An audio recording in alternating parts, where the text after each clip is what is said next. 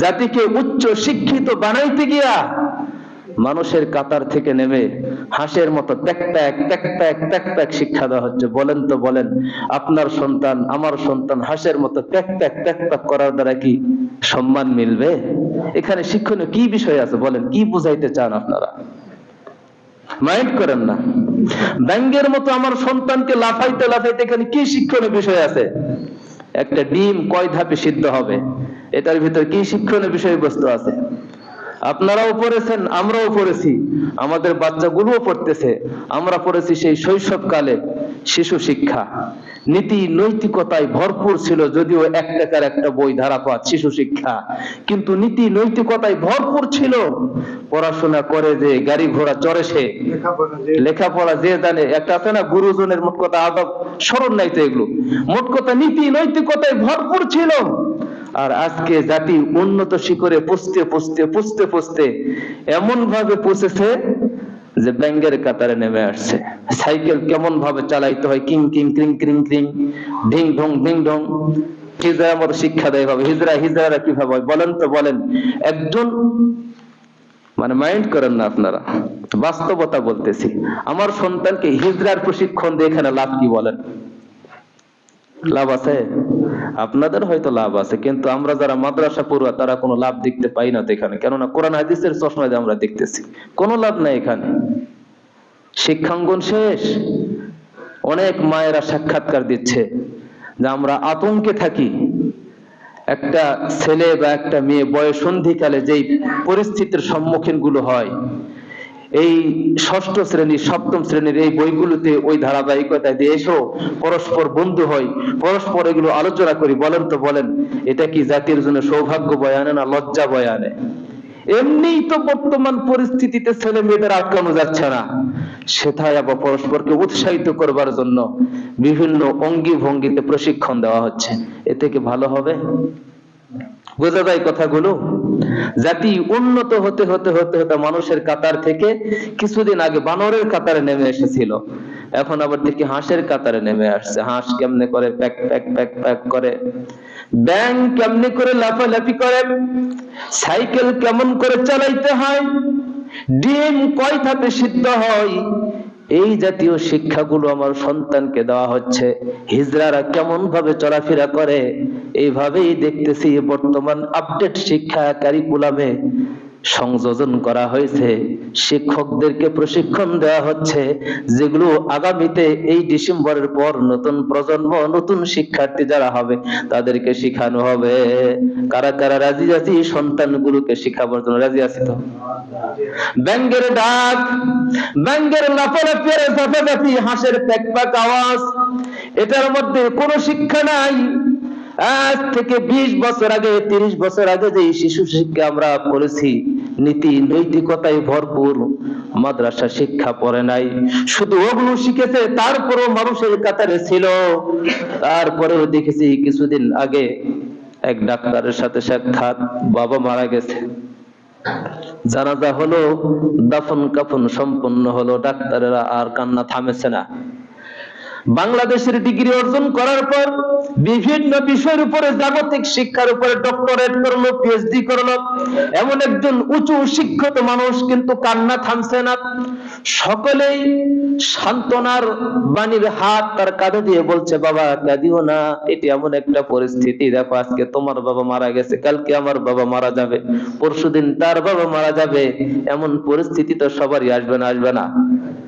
Doctor ডাকতে বলে, হুজুর এই জন্য কাঁদছে না, কাঁদছে এই জন্য আমার বাবা আমাকে এই শিক্ষা অর্জন করবার জন্য ভিটে মাটি বাড়ি ঘর জমি জমা গাড়ি বাড়ি সবকিছু শেষ করে দিয়েছে, দেশি বিদেশি যত ডিগ্রি আছে সবকিছু অর্জন করলাম, কিন্তু দুঃখজনক হলেও সত্য কথা, বাবার লাশ আজকে আমার সামনে, কোন পদ্ধতিতে জানাজা পড়তে হয়, কোন পদ্ধতিতে বাবার রুহের মাগফিরাত কামনা করব, কোন পদ্ধতিতে কবরে নামাইব, এই যোগ্যতা আমি সন্তানের নাই। এই আফসোসে কাঁদছি, কান্না থামছে না, কান্নায় যেন আমার থামছে না। দুনিয়ার সব অর্জন করলাম, সব শিক্ষা গ্রহণ করলাম, আর শুধু এতটুকু শিক্ষায় আমি গ্রহণ করতে পারলাম না, আমি কি মানুষের কাতারে আসিনি? মানুষের মতো জীবন যাপন করতে হবে, মানুষের মতো দাফন কাফন করতে হবে, মানুষের মতো বাবার জানাজা পড়াইতে হবে। যেই পদ্ধতিতে দোয়া করা উচিত, যেই পদ্ধতিতে জানাজা করা উচিত, যেই পদ্ধতিতে পিতা মারা গেছে কেমনে করব, কোন পদ্ধতিতে করব, আপনি হুজুর যা কিছু করবেন করেন, আমার করার কিছু নাই, এমন শিক্ষিত মানুষ এলাকায় বুঝি নাই। আছে? দুনিয়ার সব শিখলাম, এমনি তো কিছু জানে না। আর ইতিমধ্যে যদি নীতি নৈতিকতার প্রেক্ষাপট গুলো পাল্টায়া, অধ্যায় চ্যাপ্টার গুলো পাল্টায়া, ব্যাঙ্গের চ্যাপ্টার আনলো, বানরের চ্যাপ্টার আনলো, হাঁসের চ্যাপ্টার আনলো, হিজরাতের চ্যাপ্টার আনলো, লাভ হবে? বুঝা যায় কথাগুলো? আমি কি বিরোধিতা করছি? বিরোধিতা করছি না, বাস্তবতা বলছি। আপনারা যেমন করবেন তেমন ভাবে চলতে হবে, কিন্তু বাস্তবতা বলছি, এতে করে লাভ হবে না, ক্ষতি হবে। স্পষ্ট ক্ষতি দেখা যাচ্ছে এখানে। বলে যে মাদ্রাসায় পড়ালে হুজুররা আর কি জানে, আর কি বা শিখবে, হুজুররা কি বুঝে, সেই ১৫০০ বছর আগের কাহিনী, সেই পুরাতন, ওগুলো ছাড়া আর কি জানে হুজুররা? বলেন এরকম যে কোরআন হাদিস এক নামাজ কালাম ছাড়া কি জানে, আজান আর একামত ছাড়া কি বোঝে এরা? এরা তো কিছুই বোঝে না। আমি চ্যালেঞ্জ করে বলতেছি, একজন আলেম, একজন ইমাম, একজন হুজুর, একজন এলেমওয়ালা আমলওয়ালা পুলিশের কাজ করে, একজন এলেমওয়ালা আমলওয়ালা ইমাম সাহেব ডাক্তারের কাজ করে, একজন এলেমওয়ালা ইমানওয়ালা আলেম ইমাম সাহেব ইঞ্জিনিয়ারের কাজ করে, একজন আলেম একজন ইমাম বিচারকের এরকম কাজ করেন, একজন ইমাম জাগতিক শিক্ষার যত উন্নত উন্নত পদগুলো আছে, উঁচু উঁচু পদগুলো আছে, জাগতিক শিক্ষায় পরিচালনায় যত কাজ আঞ্জাম এরা দেয়, একজন ইমাম মেহরাব থেকে একাই সেই কাজগুলো আঞ্জাম দেয়। বুঝাই দিচ্ছি একটা একটা করে। রোগী ডাক্তারের কাছে গেলে ডাক্তার শুধু জ্বর সর্দি থেকে বাঁচাইতে পারে, নাকি বলেন?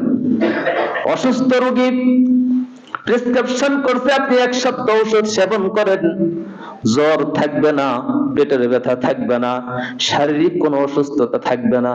আমি মানি ডাক্তার নিজ অবস্থানে ঠিক আছে, কিন্তু চ্যালেঞ্জ করে বলতেছি একজন ইমাম ডাক্তারের চাইতে আরো বেশি কাজ করে। সেইটা হলো ডাক্তার শুধু রোগীকে জ্বর সর্দি কাশি থেকে বাঁচায়, আর একজন ইমাম এলেমওয়ালা আমলওয়ালা জাতিকে জাহান্নামের আগুন থেকে বাঁচায়, জান্নাত পর্যন্ত পৌঁছায় দেয়। একজন পুলিশ শুধু চোরকে চুরি করা থেকে বাঁচাইতে পারে, কিন্তু আল্লাহওয়ালা বানাইতে পারে না। একজন চোর শুধু মদখোরকে মদ থেকে বাঁচাইতে পারে, দুর্নীতিবাজকে দুর্নীতি থেকে বাঁচাইতে পারে, কিন্তু আল্লাহওয়ালা বানাইতে পারে না।